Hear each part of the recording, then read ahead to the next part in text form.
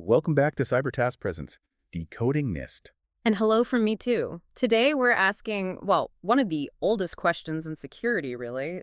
Who goes there? We are definitely doing that. We're setting out on a deep dive into the NIST identification and authentication family, specifically looking at controls 3.5.1 right through 3.5.71. Yeah, this is all about laying that essential groundwork. How do you actually prove the identities of your users, your devices, even those background services running on your systems? Exactly. Our mission today is to unpack these requirements from NIST 800-171 Revision 3.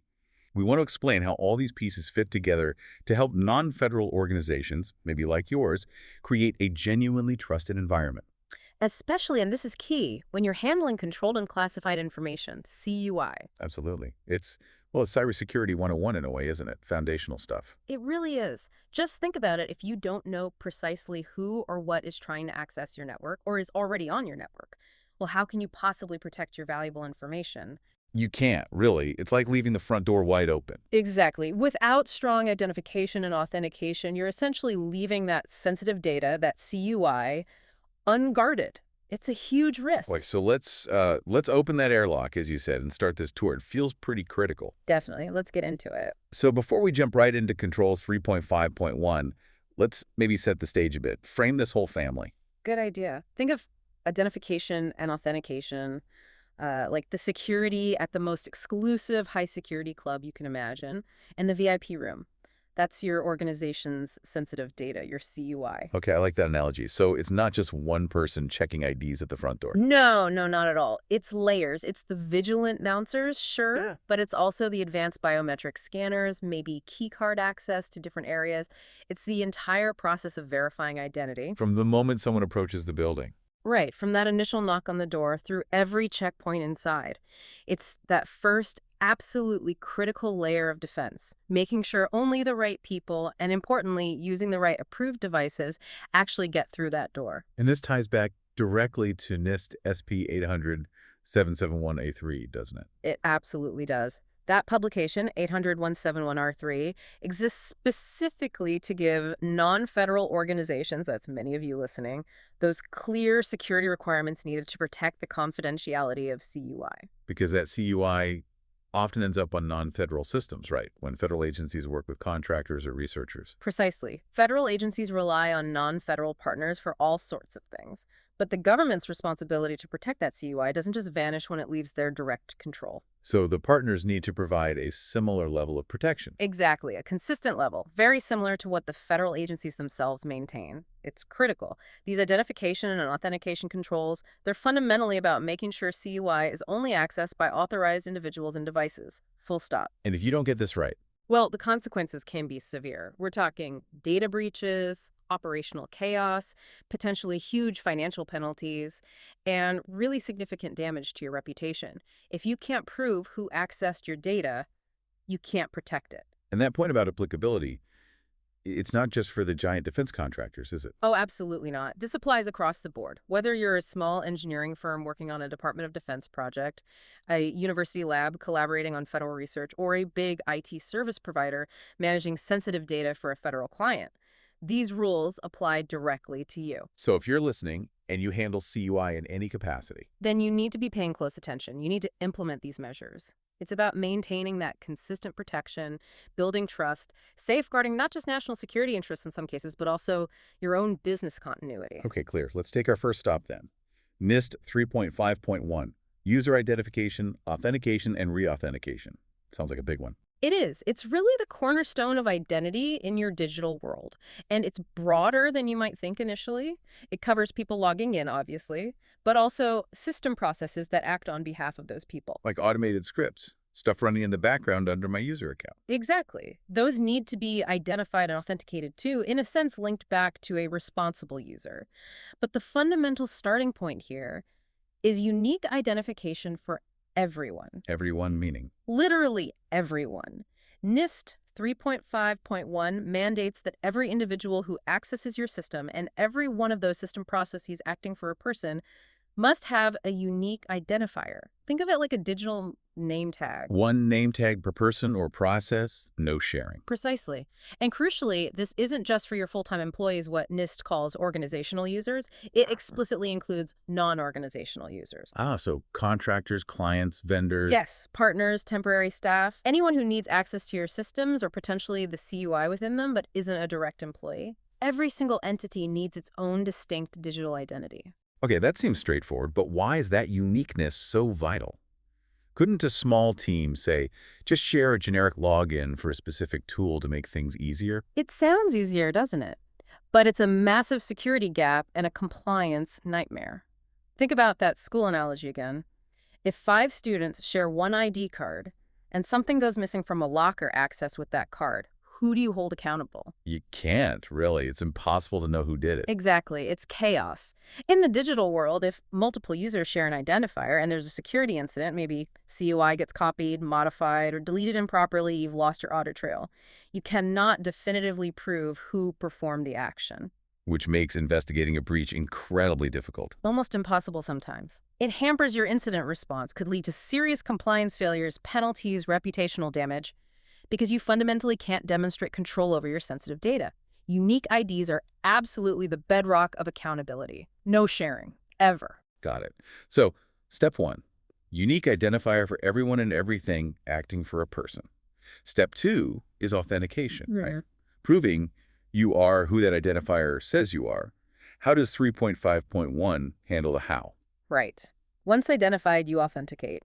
NIST 3.5.1 is actually quite flexible here, supporting various methods. It groups them into those well-known factors we often talk about. Like passwords? Yep, that's the classic, something you know. Passwords, PISNs, maybe secret questions, although those are less favored now. Then you have something you have. Physical things. Exactly. A physical authenticator. Could be a USB security key, like a YubiKey. Could be a smart card you insert. Or maybe one of those little token generators that display a new code every 60 seconds. Okay, and the third type? Something you are. That's biometrics. Your fingerprint, your face via facial recognition, maybe an iris or retina scan in higher security environments. Things unique to your physical self. So organizations pick and choose from these. They do. The choice depends on the risk level of the system and, very importantly, the sensitivity of the CUI being protected. There's always a balance to strike between robust security and making it usable for your people day to day. Okay.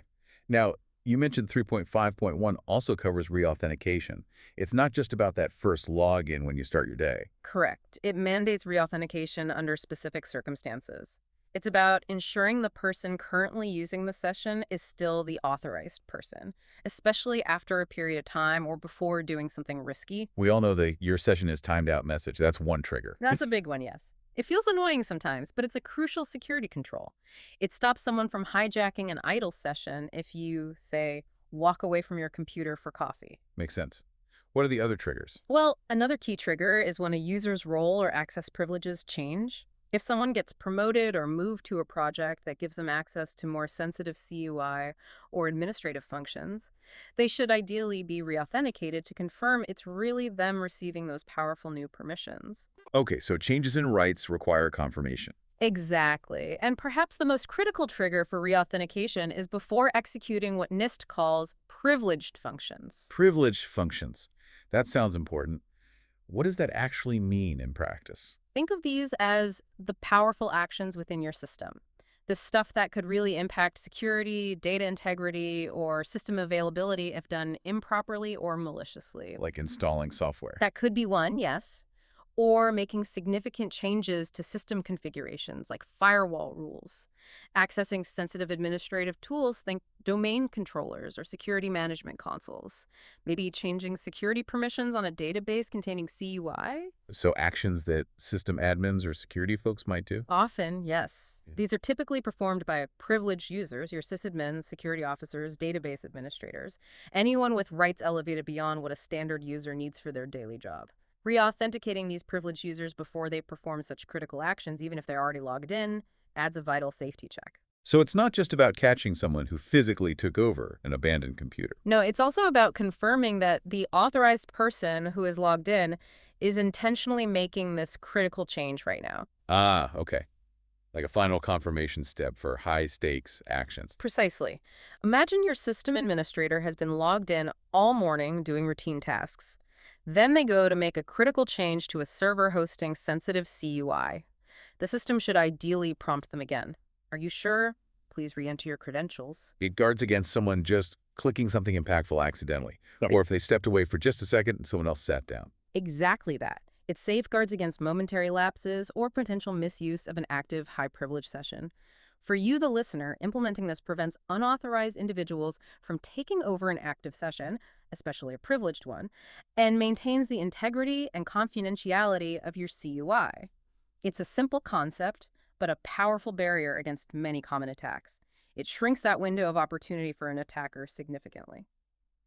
Okay, so we've really nailed down the who, identifying individuals uniquely, authenticating them, re-authenticating them. Now let's shift focus to the what. The device itself. Exactly. In today's world, especially with remote work and diverse endpoints, just knowing the person isn't always enough. You also need to know and, importantly, trust the device they're using to connect to your network. And that brings us to NIST 3.5.2, Device Identification and Authentication. You got it.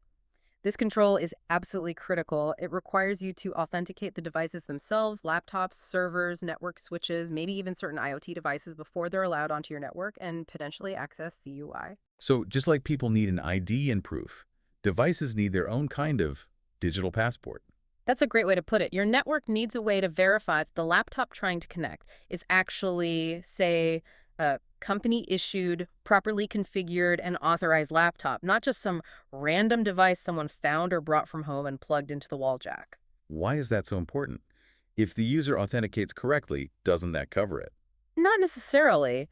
An unauthorized or compromised device connecting to your network could bypass user-level controls. Imagine someone brings in a personal laptop infected with malware. They plug it in. Even if they don't log in maliciously, the malware on that device could start scanning your internal network, spreading laterally, or trying to exfiltrate data. So the device itself could be the threat, regardless of the user. Precisely. Or think about network devices like switches or routers. You need to authenticate them too, often using protocols like 802.1x to ensure only authorized infrastructure components are part of your network fabric. This control helps ensure the trustworthiness of the entire environment, from the endpoint devices right down to the network gear. It verifies that every piece of equipment connecting is legitimate and authorized. So going back to our secure club analogy, Yeah. it's not just the bouncer checking your personal ID at the front door. It's also them checking, say, the laptop bag you're carrying. Okay. Does it have the special approved equipment tag for this club? Perfect analogy. You're verifying both the individual and the tool they're bringing in. This creates a much tighter digital perimeter. It stocks scenarios like a contractor bringing in their personal, potentially unsecured laptop and connecting it directly to your sensitive network segment, possibly introducing risk without anyone even realizing it until it's too late. Okay, that makes a lot of sense. Identify the user, identify the device. Now, how do we make the authentication part super strong? Like really hard to crack? Now we're talking about one of the most powerful tools in the modern security arsenal, NIST 3.5.3, Multi-Factor Authentication, or MFA. MFA. We hear that acronym constantly these days. And for very, very good reason. It's becoming absolutely essential, especially when protecting CUI. So what exactly is MFA? Is it just like 2 passwords? Not quite. That's a common misconception. MFA isn't just adding more of the same type of authentication. It's about using 2 or more fundamentally different types of authentication factors together. It's about layering different methods. Different types. You mean like the categories we talked about earlier. Something you know, something you have, something you are. Exactly. That's the core of it. NIST clearly breaks it down into those 3 categories, and MFA requires using factors from at least 2 of them. Okay, so remind us. Category 1 is something you know. Right. Your traditional password, a PN, maybe a secret question, information stored in your head. Still common, but often the weakest link if used alone. Then something you have. The physical stuff. Yep. That physical token generating codes, your smartphone getting a code via an app like Google Authenticator or Microsoft Authenticator, or getting a push notification you tap to approve, could also be a smart card with a digital certificate. It's something tangible in your possession. And third, something you are. Biometrics. Correct. Your fingerprint, your face, your iris, unique biological traits. Very hard to fake or steal, generally. So MFA means combining, say, my password, something I know, with a code sent to my phone, something I have. That's a classic and very common example, yes. Or it could be your fingerprint, something you are, combined with a PAN, something you know. The key is using factors from different categories Why is that combination so much more powerful? because it breaks the most common attack methods. Think about phishing attacks or credential stuffing. They're almost always aimed at stealing your password, your something you know. But with MFA, even if an attacker gets your password, They still need the second factor. exactly. They still need your physical phone or your hardware token or your fingerprint. They need that second, different kind of proof. This makes it exponentially harder for them to gain access. Like my online bank. I put in my password. Then it sends a code to my phone app. Without that code, I can't get in, even with the right password. Perfect example. That simple combination drastically increases security. It turns what might have been a successful breach using just a stolen password into a failed attempt. It's incredibly effective at stopping unauthorized access to systems containing CUI. And MFA isn't just for the main login, right? You can use it elsewhere. Absolutely. It's flexible. You can implement it broadly, say, at the system level for the initial login to your computer or the network, secure that main gateway. Right. But you can also apply it more granularly at the application level. So maybe you're already logged into your system, but to access a particularly sensitive application or a specific database, or even just a folder marked as containing critical CUI, you might be prompted for MFA again. Like an extra layer of security for the really important stuff inside. Precisely. It allows you to tailor the security based on the sensitivity of the data or the function being accessed. So for our listeners handling CUI, MFA is pretty much a must-have. It's rapidly moving in that direction. What used to be considered an advanced best practice is quickly becoming an essential, almost non-negotiable baseline. If you handle CUI, implementing MFA wherever possible is one of the single most impactful things you can do to protect that data. Yep. Yes, it might add a few seconds to logins, but the security benefit is immense. It makes your digital fortress significantly stronger. Okay, strong message. Implement MFA. Now, we know who users are, what devices they're using, and we've added MFA to make logins tough to break. But what about managing all these identities and credentials over time? Great question. That brings us neatly to NIST 3.5.5 identifier management and 3.5.7 password management. These are about the ongoing, careful, secure upkeep of those digital identities and the secrets used to prove them. Let's take 3.5.5 first. Identifier management, what's the key thing here? So we already established an identifier is that unique label, username, process ID, device ID. A crucial requirement in 3.5.5, and one that organizations sometimes slip up on, is prohibiting the reuse of identifiers. Meaning, if an employee leaves, you can't give their old username, like J. Smith, to the new John Smith who starts next month. Exactly that. Once an identifier is assigned and then that person or device is decommissioned, that specific identifier should be retired permanently. It should never be reassigned. Why is that so important? Accountability again? Accountability is a huge part of it, yes. If you reuse J. Smith, the audit logs become messy. Actions taken by the new John Smith might get confused with actions taken by the old one. But it's also about preventing accidental privilege creep. How so? Well, imagine the old J. Smith had access to certain sensitive project folders. When they leave, maybe IT disables the account but doesn't perfectly clean up all the permissions tied to that username deep within various applications. If you then reuse J. Smith with a new employee, they might inherit old, inappropriate access rights simply because the identifier was recycled. That could be a serious hidden security gap. It really can be. Very hard to track down sometimes, especially in complex environments. So, rule number 1 for identifier management: no reuse. What else does 3.5.5 cover? It also emphasizes the importance of being able to distinguish between different types of users based on their status. Like employee versus contractor. Precisely. Employee, contractor, maybe guest, foreign national if relevant, non-organizational partner. Clearly identifying the status associated with an identifier helps apply the right access controls and understand the context. For example, data handling policies might differ significantly between an employee and a contractor.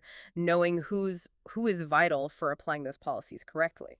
So for our listeners, good identifier management means unique, non-reused IDs and clearly tagging user status. This helps maintain clear audit trails and prevents accidental over-permissioning or information disclosure, right? You've nailed it. It ties directly into your HR processes, onboarding, offboarding role changes, and is critical for CUI protection and compliance. Okay, Now let's talk about 3.5.7, password management. You mentioned earlier that 3.5.6 was withdrawn in revision 3. That's right. Control 3.5.6, which used to explicitly cover authenticator and credential content, things like password complexity rules, is marked withdrawn in 800-171R3. So we don't need strong passwords anymore. Oh, absolutely not. Hi. That's not what withdrawn means here. The need for strong credentials, especially passwords as a something you know factor, is still paramount. The requirements are essentially folded into or addressed by other controls, particularly 3.5.7, which focuses squarely on password management. So 3.5.7 picks up the slack on password rules. It does. While the text for 3.5.7 itself in the NIST document might seem brief, effective password management inherently includes setting and enforcing robust password policies. This means defining rules for minimum length and longer is definitely better requiring complexity, mixing upper-lowercase, numbers, symbols, and, very importantly, checking against lists of common or known breached passwords. Preventing people from using password 123 or passwords found in recent data dumps. Exactly. Modern password management also moves away from the old advice of forcing frequent password changes, like every 90 days. Oh, I thought that was standard practice. It used to be, but research showed it often leads to weaker passwords. People just increment a number or make a tiny change. Password 2024, password 2024. The current best practice, supported by NIST's broader guidance, like in SP 863B, emphasizes using long, unique passphrases combined with MFA rather than arbitrary expiration periods. So focus on strength and uniqueness, protected by MFA rather than just frequent changes. That's the modern approach. Strong password policies are that critical first line of defense for accounts. Weak or reused passwords are just too easy for attackers to exploit via credential stuffing or brute force attacks. It's like ensuring the lock on your digital door isn't flimsy. And password management isn't just about the rules for creating passwords, is it? It's also about how they're handled. Absolutely. Secure handling is vital. This means securely storing passwords. Never, ever store them in plain text. Use strong, modern, salted cryptographic hashing algorithms. Hashing. Can you explain that simply? Sure. Think of it as putting the password through a one-way mathematical blender. You put the password in, and a unique scrambled string of characters, hash, comes out. You can always get the same hash from the same password, but you can't realistically reverse the process to get the original password back from the hash. Salting adds unique, random data to each password before hashing, making pre-computed attacks like rainbow tables ineffective. So even if hackers steal the database of password hashes, They can't just read the passwords. They'd have to try cracking each hash individually, which is computationally very expensive if done right. Password management also covers secure transmission using encryption like TLS-SSL whenever a password is sent over the network, like during login. so for you listening, 3.5.7 is why your company has those sometimes annoying password rules. Minimum length, complexity, no previous passwords allowed. It's all about making that something you know factor as strong as possible and protecting it properly. Okay, so we've covered building strong identities, managing the identifiers, managing the credentials like passwords. But what about protecting the actual moment someone tries to log in? Attackers are smart. They look for ways to intercept or exploit that login process itself. That sounds like where NIST 3.5.4 comes in. Replay-resistant authentication. Sounds pretty technical. It is a bit technical, but the concept is crucial. It's about stopping a specific nasty type of attack called a replay attack. Replay attack. What's that? Imagine an attacker manages to eavesdrop on your network connection while you're logging in.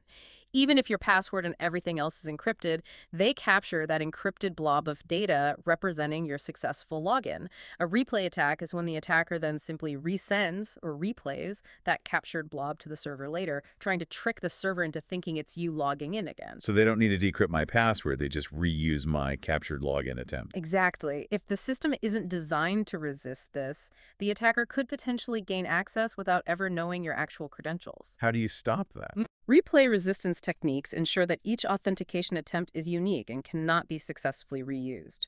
This often involves using things like cryptographic nonces, random numbers used only once for a specific session, or timestamps embedded within the authentication protocol. The server checks these elements and rejects any authentication attempt that looks like a duplicate or is too old.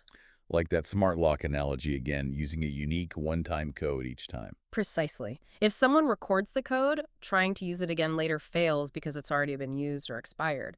In the digital realm, replay resistance prevents sophisticated attacks like pass the hash or session hijacking, where an adversary doesn't crack your password but intercepts and reuses a valid login token or session identifier. It makes the act of authenticating itself much more secure.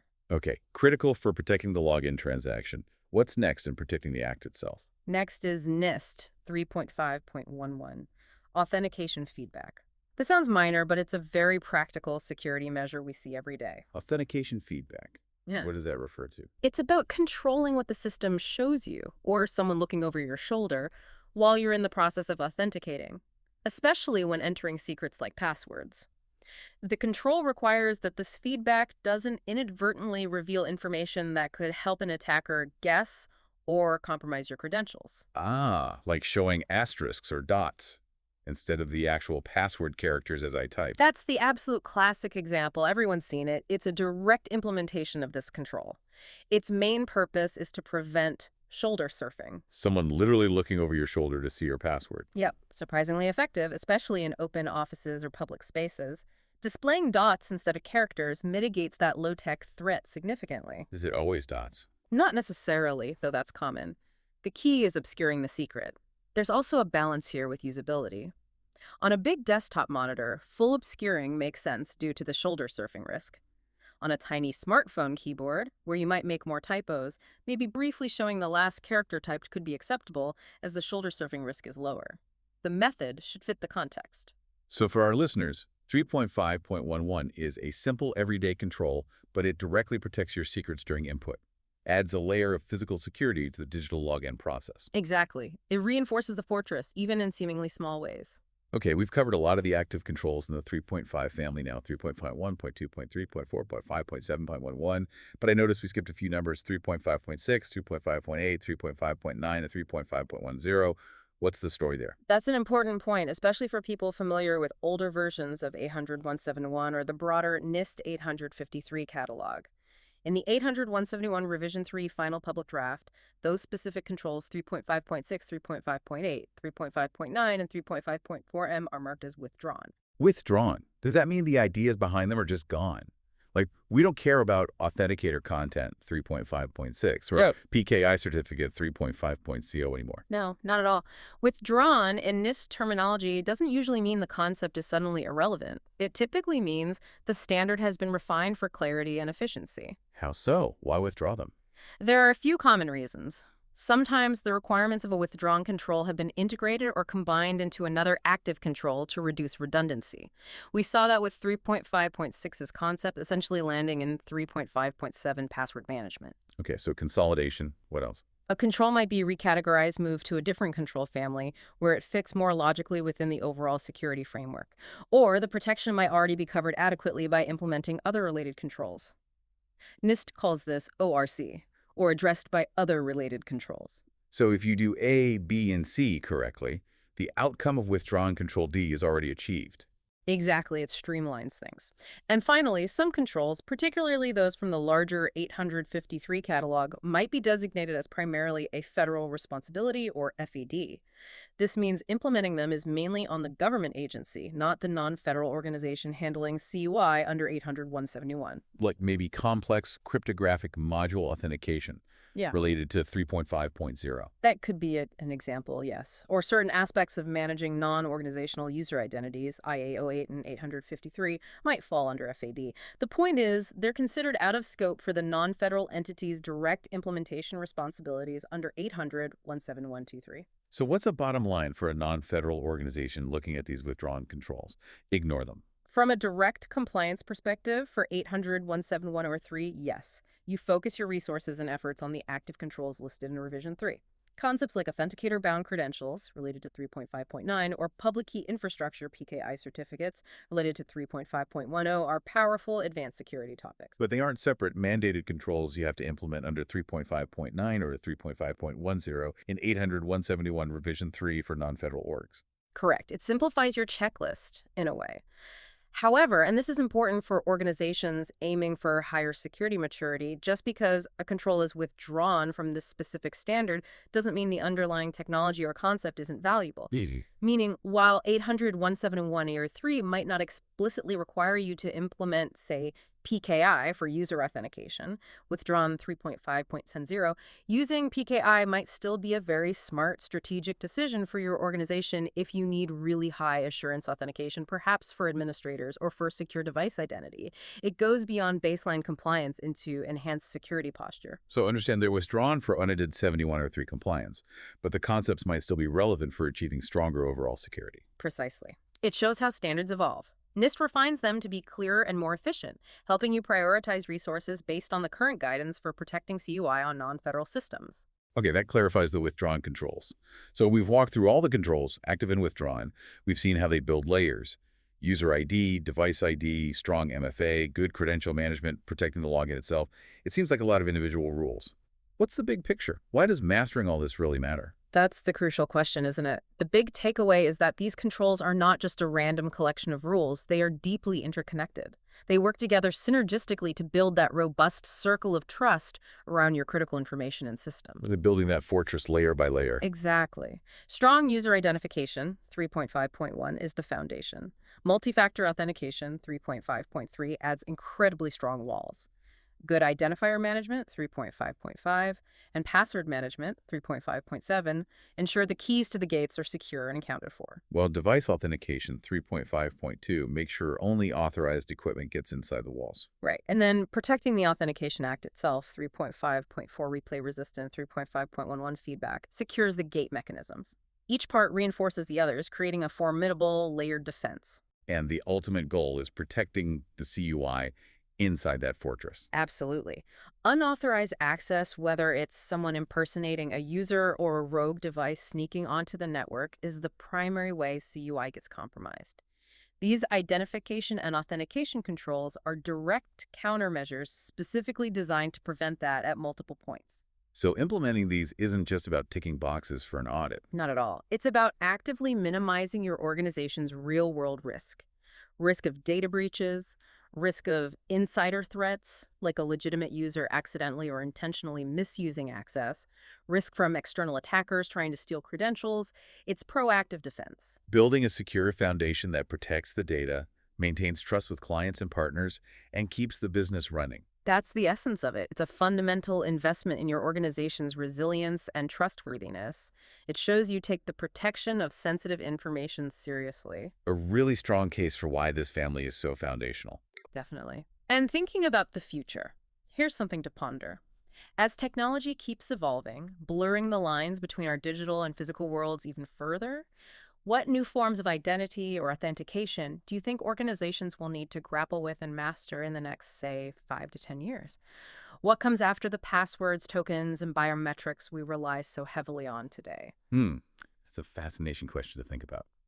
Okay, so to wrap up our deep dive today, from uniquely identifying every user and every device to enforcing strong multi-factor authentication, managing credentials properly, and protecting the login process itself. These NIST 800-171 Revision 3 controls under the identification and authentication family are absolutely essential for building trust in your network and safeguarding that vital CUI. It really does all come back to building that robust circle of trust, making sure only authorized entities can get through your digital gates and access your valuable information, keeping that fortress secure. Well said. Next time, we're going to shift focus. We'll talk about what happens when, despite your best efforts, something does go wrong. We'll be diving into the incident response family. How do you prepare for, detect, and effectively respond when your defenses are breached or tested? Looking forward to that one. Until next time.